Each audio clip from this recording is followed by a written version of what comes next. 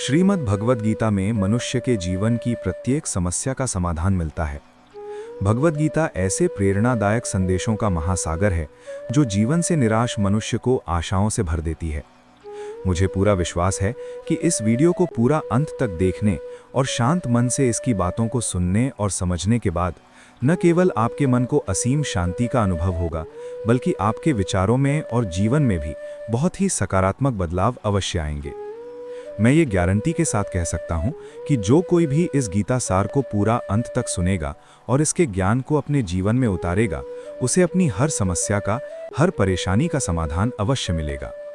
उसे वो सब कुछ मिलेगा जो वो पाना चाहता है। इसलिए भगवद गीता सार को आप हर रोज सुबह और रात में सोने से पहले अवश्य सुनें।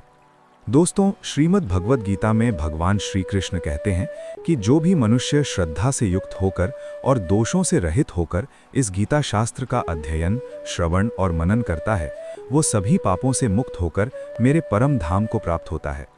साथियों, इसलिए कहा भी जाता है कि जिस घर में भी श्रीमद् भगवद गीता का पाठ हर रोज पढ़ा और सुना जाता है, उस घर में कभी कोई संकट या परेशानी नहीं आती। भगवान श्री कृष्ण की कृपा और आशीर्वाद हमेशा उस घर पर बना रहता है। ऐसे में जीवन सुख, संपत्ति, धन, वैभव और आनंद से परिपूर्ण हो जाता है।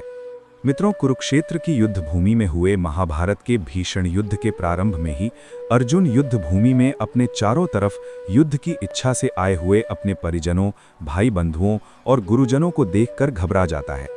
वो निराश और हताश हो जाता है। बहुत ही दुखी होकर वो श्री कृष्ण के समक्ष अपने दुख और दुविधा को प्रकट करता है। अर्जुन कहता है, हे केशव, मैं कैसे ये युद्ध कर सकता हूँ? इस युद्ध भूमि में युद्ध के लिए एकत्रित हुए ये सब तो मेरे अपने ही हैं। मैं कैसे पितामह भीष्म और गुरु द्रोणाचार्य से युद्ध करूंगा, क्योंकि ये दोनों तो मेरे पूजनीय गुरुदेव हैं। इसलिए इन गुरुजनों को मारने से तो अच्छा है मैं भिक्षा मांगकर जीवन यापन करूं। अर्जुन आगे कहते हैं, हे मधुसूदन, जिन कौरवों से मैं युद्ध करने जा रहा हूं, वे सब धृतराष्ट्र के पुत्र मेरे भाई ही तो हैं, मेरे अपने ही हैं। इन सब को मारने से तो अच्छा है कि मैं सन्यासी बन जाऊं। अर्जुन अपनी पीड़ा बताते हुए कहते हैं कि अगर ये युद्ध हुआ तो करोड़ों लोग मारे जाएंगे। जो सैनिक और योद्धा इस युद्ध में मारे जाएंगे, उनकी स्त्रियों का क्या होगा? वो कहते हैं, नहीं कृष्ण, मैं ये युद्ध नहीं कर सकता। अपने ही कुल का विनाश करके मैं कैसे सुखी हो सकता हूँ? हे कृष्ण, मुझे कुछ समझ नहीं आ रहा है। मेरी बुद्धि भ्रमित हो रही है। मेरा सर फटा जा रहा है। मेरे पैर कांप रहे हैं। मेरी त्वचा जल रही है। मेरा गांडीव धनुष मेरे इन हाथों से छूट रहा है। हे कृष्ण, मेरा मार्गदर्शन करो, मुझे ज्ञान दो, मुझे बताओ कि मैं क्या करूं। अर्जुन की इस दयनीय अवस्था को देखकर भगवान श्री कृष्ण ने श्रीमद् भगवद गीता का वो दिव्य और अलौकिक ज्ञान अर्जुन को दिया। ये ज्ञान न केवल अर्जुन के लिए, बल्कि हजारों वर्षों से संपूर्ण मानव जाति के लिए और आज के आधुनिक युग में भी प्रत्येक मनुष्य के लिए मार्गदर्शक बना हुआ है। श्रीमद् भगवद गीता एकमात्र ऐसा ग्रंथ है जो मनुष्य को जीने का सही तरीका बताती है। भगवद गीता जीवन में धर्म, कर्म और प्रेम का पाठ पढ़ाती है। इसलिए हमें नित्य प्रतिदिन श्रीमद् भगवद गीता का अध्ययन अवश्य करना चाहिए। अर्जुन की दुविधा और संशय को देखकर भगवान श्री कृष्ण ने अर्जुन से कहा, हे अर्जुन, तू बड़ी बड़ी ज्ञानियों सी बातें करता है, लेकिन जो सच में ज्ञानी होता है वो इस तरह दुख और शोक नहीं करता है। नियति और ज्ञान का स्वरूप। श्री कृष्ण कहते हैं, तेरे हाथ में कुछ है ही नहीं। तू चाह कर भी कुछ नियंत्रित नहीं कर सकता। जीवन और मरण तो प्रकृति की नियति है। ये सब लोग वास्तव में मेरे ही द्वारा मारे जाएंगे। तू तो सिर्फ एक निमित्त मात्र है। इसीलिए जो ज्ञानी होता है वो किसी के मरने पर रोता नहीं है। ज्ञानी जन नहीं बीते हुए कल का शोक करते हैं और नहीं आने वाले कल की चिंता करते हैं। इसीलिए जो होने वाला है वो होकर ही रहता है और जो नहीं होने वाला वो कभी नहीं होगा। ऐसा निश्चय जिसको समझ में आ जाता है, जिसकी बुद्धि में आ जाता है, उसे कोई दुख नहीं सताता, उसे कोई चिंता नहीं सताती। तुम इस दुनिया में अकेले ही आए थे और अकेले ही जाओगे। वास्तविकता में यहाँ कोई आपका अपना है ही नहीं। एक दिन जो माँ बाप हमें जन्म देते हैं वो भी हमें छोड़कर चले जाते हैं, तो औरों से तो क्या उम्मीद करना। आत्मा, शरीर और सत्य। मृत्यु एक अटल सत्य है जिसे कभी बदला नहीं जा सकता। इस संसार का जब से निर्माण हुआ है तब से जन्म मृत्यु का चक्र चलता आ रहा है। जिस प्रकार मनुष्य अपने पुराने वस्त्रों को त्याग कर नए वस्त्र धारण करता है, ठीक उसी प्रकार आत्मा पुराने व्यर्थ शरीर को त्याग कर नए शरीर को धारण करती है। यही प्रकृति का नियम है। इस सत्य को स्वीकार करके भयमुक्त होकर आज में ही जीना चाहिए। ज्ञानी व्यक्ति न तो मरने वाले का शोक करते हैं और न ही उनका मोह करते हैं जो अभी जीवित हैं, क्योंकि वो जानते हैं कि जो मर गया वो फिर से जन्म लेगा और जो जीवित है वो एक दिन अवश्य मरेगा। आत्मा न तो पैदा होती है न ही मरती है। ग कर्म, धर्म और मोह का त्याग। हे अर्जुन, तुम इस बात का शोक मत करो कि यहाँ कौन अपना है और कौन पराया है। जो अधर्म करता है उसके साथ युद्ध करना एक क्षत्रिय का धर्म है और अपने धर्म का पालन करना तुम्हें मोक्ष और मुक्ति देगा। अपने इस मन से मोह को त्याग दो, नहीं तो सारा जग तुम्हारी निंदा ही करेगा। आज अगर तुम युद्ध नहीं करोगे तो सारा संसार तुम्हें नपुंसक और डरपोक कहेगा। यहाँ बात अपने पराये की नहीं है, यहाँ बात है धर्म और अधर्म की, बात सही और गलत की है।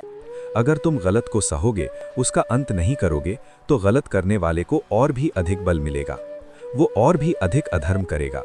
इसलिए अपने मोह को त्याग करके तुम युद्ध करो। मनुष्य को परिणाम की चिंता किए बिना निस्वार्थ और निष्पक्ष होकर अपने कर्तव्यों का पालन करना चाहिए।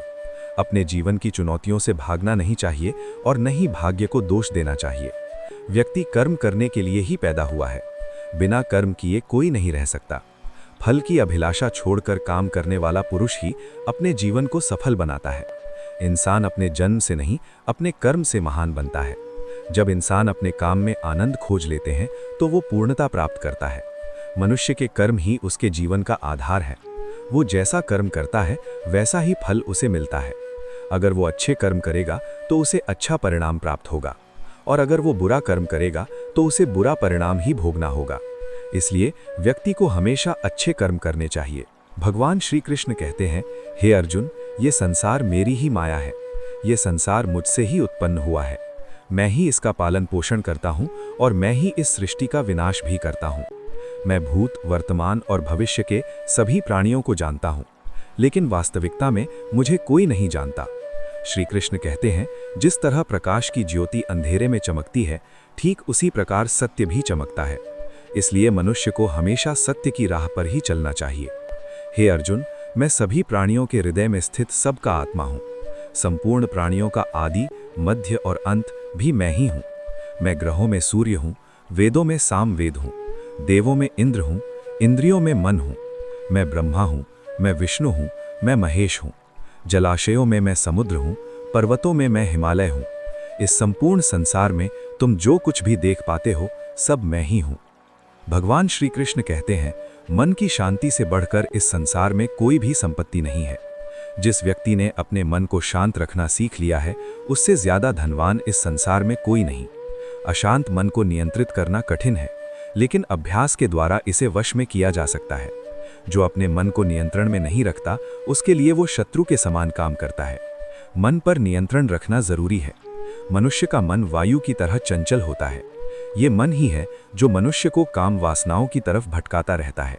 अगर जीवन में सफल बनना है तो मन पर काबू करना बहुत जरूरी है। मन को वश में करने से दिमाग की शक्ति केंद्रित होती है, जिससे कार्यों में सफलता मिलने लगती है। जिस व्यक्ति ने अपने मन पर काबू पा लिया, वो मन में पैदा होने वाली बेकार की इच्छाओं और इच्छाओं से भी दूर रहता है। साथ ही व्यक्ति अपने लक्ष्य को भी आसानी से प्राप्त कर लेता है। अगर मन वश में नहीं करोगे तो वो तुम्हारा सबसे बड़ा शत्रु बन जाएगा।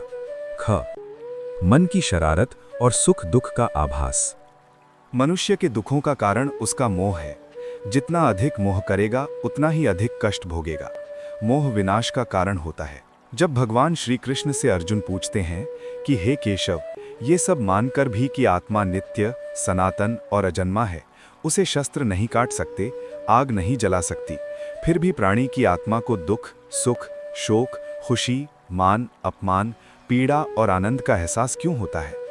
तब भगवान श्री कृष्ण कहते हैं, हे पार्थ, मैंने पहले ही तुम्हें बताया कि सुख दुख का आभास करना आत्मा का काम नहीं, शरीर का काम है। मान हानि होने से जो दुख होता है या मान होने से जो आनंद आता है, वो भी आत्मा को नहीं होता। ये आत्मा का काम नहीं है, ये तो मन की शरारत है। भगवान श्री कृष्ण कहते हैं, हे अर्जुन, ये याद रखो कि प्राणी के शरीर का एक अदृश्य अंग है मन, जो दिखाई नहीं देता लेकिन सबसे शक्तिशाली हिस्सा है। आत्मा रथ का स्वामी है तो मन शरीर रूपी रथ का सारथी है। ये मन ही इंद्रियों के घोड़ों को इधर उधर भटका देता है और यौवन के आवेश में चंचल हो जाता है। अहंकार और मोह माया। मनुष्य को मैं के घमंड की मदिरा पिलाकर मदहोश करने वाला पाखंडी केवल मन है। उसके हाथों में मोह माया का जाल है जिसे वो मनुष्य की इच्छाओं पर डालता रहता है और उसे अपने वश में करता रहता है। ये मन शरीर से भी मोह करता है, अपनी खुशियों से भी मोह करता है और अपने दुखों से भी मोह करता है। खुशी में खुशियों से भरे गीत गाता है और दुख में दुख भरे गीत गुनगुनाता है। अपने दुखों में दूसरों को शामिल करके उसे खुशी मिलती है। हे पार्थ, प्राणी के लिए आवश्यक है कि वो अपने मन को काबू में करके अपने अंतर मन में झांक कर आत्मा को देखे, तभी उस आत्मा के अंदर उसे परमात्मा का प्रकाश स्पष्ट दिखाई देगा। स्वीकार्यता और परिवर्तन। श्री कृष्ण कहते हैं, जो हुआ अच्छा हुआ, जो हो रहा है अच्छा हो रहा है, और जो होगा वो भी अच्छा ही होगा। तुम्हारा क्या गया जो तुम रो रहे हो? तुम क्या लाए थे जो तुमने खो दिया? तुमने क्या पैदा किया जो नष्ट हो गया है? तुमने जो लिया यहीं से लिया और जो दिया यहीं पर दिया। जो आज तुम्हारा है वो कल किसी और का होगा, क्योंकि परिवर्तन ही संसार का नियम है। भागवत गीता में श्री कृष्ण बताते हैं कि पृथ्वी पर जिस प्रकार मौसम का बदलाव होता रहता है, उसी प्रकार हमारे जीवन में भी सुख दुख आते जाते रहते हैं। इनसे हमें विचलित नहीं होना चाहिए। समय और भाग्य।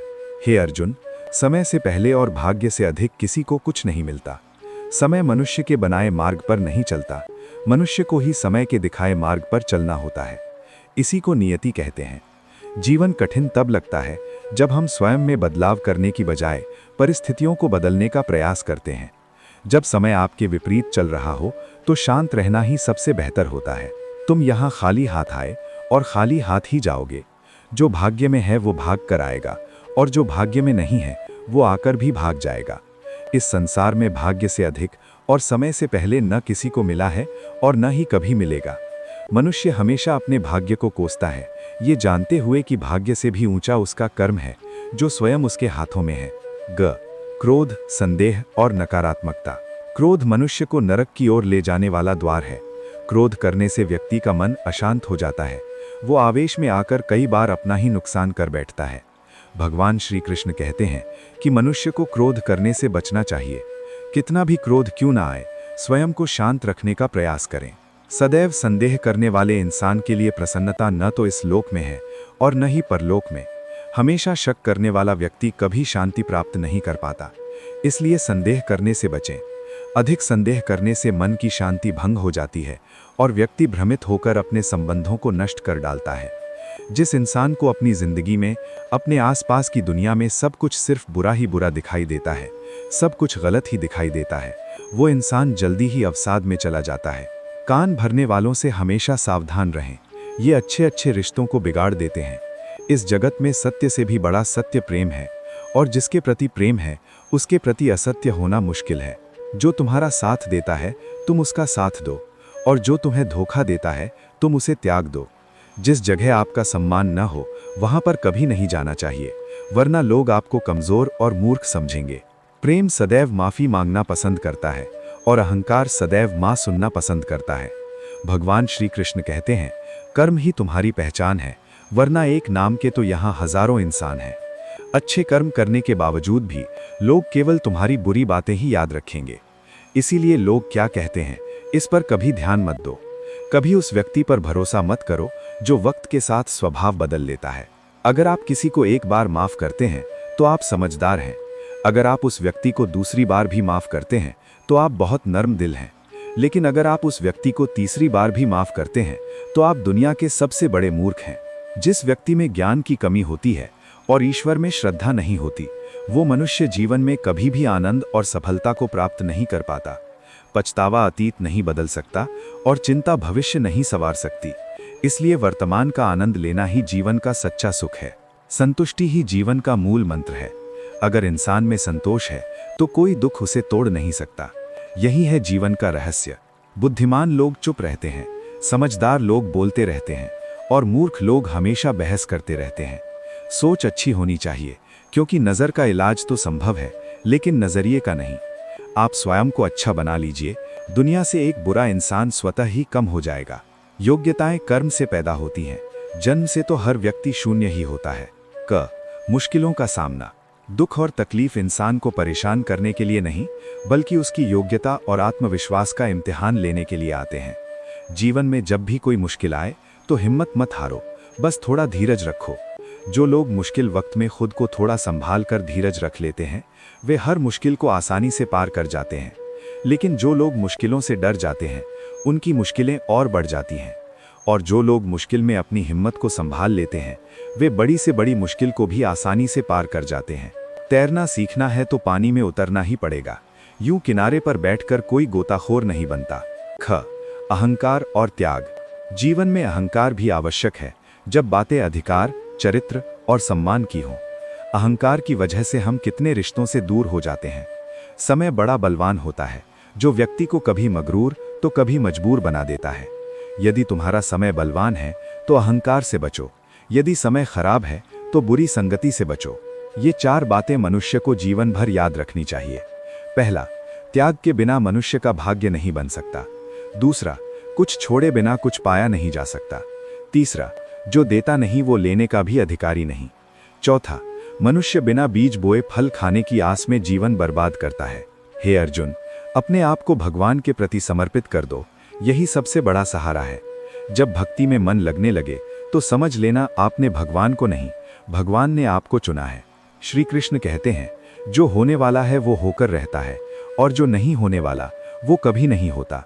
ऐसा निश्चय जिनकी बुद्धि में होता है, उन्हें चिंता कभी नहीं सताती है। यदि कोई आपका साथ छोड़ दे तो याद रखना, वो ईश्वर सदा आपके साथ है, वो आपका साथ कभी नहीं छोड़ता। श्री कृष्ण कहते हैं, चाहे कोई मनुष्य मुझे माने या न माने, लेकिन मैं उसका साथ कभी नहीं छोड़ता, क्योंकि ये सब मेरी ही संतानें हैं। कान्हा कहते हैं, मैं धरती की मधुर सुगंध हूँ, मैं अग्नि की ऊष्मा हूँ, मैं सभी जीवित प्राणियों का जीवन और सन्यासियों का आत्मसंयम भी मैं ही हूँ। जो व्यक्ति मृत्यु के समय मेरा स्मरण करते हुए अपना शरीर त्याग है, वो मेरे परम धाम को प्राप्त करता है। जो मनुष्य मुझे जान लेता है, वो जन्म मरण के बंधनों से मुक्त हो जाता है। जो मनुष्य भगवत गीता को पढ़कर उस पर अमल करता है, उसके सारे दुष्कर्म का प्रभाव समाप्त हो जाता है। हे मानव, अगर तुम समस्त सांसारिक दुखों से छुटकारा पाना चाहते हो तो मेरी भक्ति करो। जो मेरी भक्ति नहीं करता, वो न तो इस जीवन में और न ही जीवन के बाद के जीवन में शांति को प्राप्त कर पाता है। कान्हा कहते हैं, जीवन में कभी मौका मिले तो किसी के लिए सारथी बनना, स्वार्थी नहीं। धर्म से भरा हृदय धर्म का परामर्श देता है, और अधर्म से भरा हृदय अधर्म का परामर्श देता है। इंसान इसलिए दुखी नहीं है कि वो ईश्वर को नहीं मानता, इंसान इसलिए दुखी है क्योंकि वो ईश्वर की नहीं मानता। प्रेम इस संसार की मूल है, और इसी से संसार बना है। मनुष्य अपने विश्वास से निर्मित होता है, जैसा वो विश्वास करता है वैसा ही वो बन जाता है। जीवन में वाणी को संयम में रखना अनिवार्य है, क्योंकि वाणी से दिए हुए घाव कभी भरे नहीं जा सकते। सत्य हमेशा पानी पर तेल की एक बूंद के समान होता है, उस पर कितना भी असत्य का पानी डालो, वो हमेशा ऊपर ही तैरता है। याद रखिए, सबसे बड़ा अपराध अन्याय सहना और गलत के साथ समझौता करना है। भगवान कहते हैं, जो मनुष्य मुझसे परम प्रेम करके इस परम रहस्य युक्त गीता शास्त्र को मेरे भक्तों को कहेगा, वो मुझको ही प्राप्त होगा, इसमें कोई संदेह नहीं है। जो मनुष्य गीता के इस रहस्य को भक्तों को धारण करवाता है, उनमें इसका विस्तार एवं प्रचार करता है, वो मनुष्य मुझे अत्यधिक प्रिय है। इसीलिए दोस्तों, आप भी इस गीता ज्ञान को दूसरों के साथ शेयर करके भगवान श्री कृष्ण के इस ज्ञान का प्रचार एवं प्रसार अवश्य करें, जिससे आपको भी भगवान श्री कृष्ण की असीम कृपा प्राप्त हो सके। जय श्री राधे कृष्ण, राधे राधे।